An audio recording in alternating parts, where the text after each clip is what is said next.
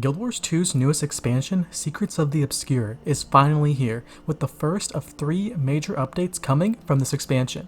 The first update brings with it tons of new changes that are really spicing up the entire game. But how much is the game really changing? And is it really worth playing? Whether you're a new or returning player, like myself, my hope is that by the end of this video, you'll be able to have an answer to that question. In order to decide whether this is something that's actually worth your time, let's start by going over everything that came out in this first update.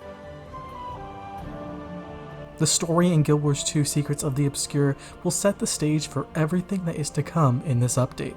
With the Wizard Tower blowing up and crazy demon monsters being unleashed across the world, it is up to us to protect Tyria once again.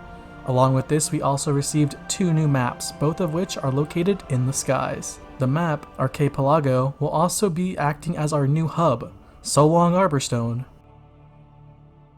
Speaking of maps, there is now a ton of new content to do in the open world, as well as a new set of legendary armor that will be accessible through completing various collections in the open world. And what better way to enhance your open world experience with a new set of masteries. These new masteries vary from pulling demon monsters straight from their houses and allowing your sky scale to shoot fireballs. The new rift hunting system allows players who have acquired the specific mastery to locate and open up rifts scattered throughout the open world. The location of these rifts cycle weekly and are home to those crazy demon monsters that we spoke about earlier. These also scale in difficulty based on how many players are participating. If you're a returning player like me, then this next part will surely pique your interest. In Secrets of the Obscure, the weapon restrictions for elite specs has been lifted. You may now play as any elite spec with any weapon available to your class. Ever wondered how broken shortbow would be if it was on Herald? Well, wonder no longer, because now it's reality. On top of this, we also received a rework to how runes work in the form of relics. Runes still function the same way, with each one giving you a certain stat. The only difference being now that the 6-piece bonus that runes would give are now attached to a new piece of equipment called a relic. This makes some relics and runes more relevant than they were before.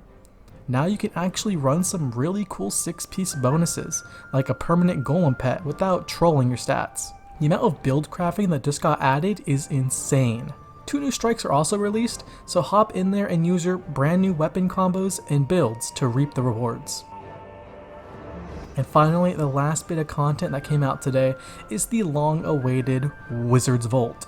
This weekly vault allows you to accumulate the brand new Astral Acclaim currency by completing daily and weekly challenges, which in turn can be exchanged for some exclusive cosmetics. Gemstore items, gold, and even legendary components can be obtained. This feature unlocks at level 80 and will even be accessible if you do not own the expansion, with some restrictions of course. If you're unable to log in and miss out on some of the exclusive cosmetics, do not worry, as our internet has already stated that none of the items will be going away. They'll just enter a legacy tab available for purchase anytime. Well, that about covers everything that was released at the launch of Secrets of the Obscure. Overall, I think that if you're a new player, you will definitely get a lot out of this new expansion. The game systems will feel much more streamlined while still maintaining the intuitive build crafting and combat system that we all love. If you're a returning player, I still think Secrets of the Obscure is worth checking out and playing. The combat changes are really exciting and will give you an entirely new way to play the classes you know and love. On top of this, easier to obtain legendaries and brand new endgame content, with additional challenges to complete every day and every week. It's pretty much everything I've been asking for, a reason to actually log on and play the game. Thank you all for sticking around until the end of the video. Let me know down below if you're currently playing Guild Wars 2 Secrets of the Obscure or plan to. What changes are you most excited about? For me personally, it would have to be the combat. I already know there are going to be some broken builds people come out with on day 1, and I absolutely cannot wait to see what people come up with. Thanks for watching and enjoy playing the brand new expansion. Hope to see you around.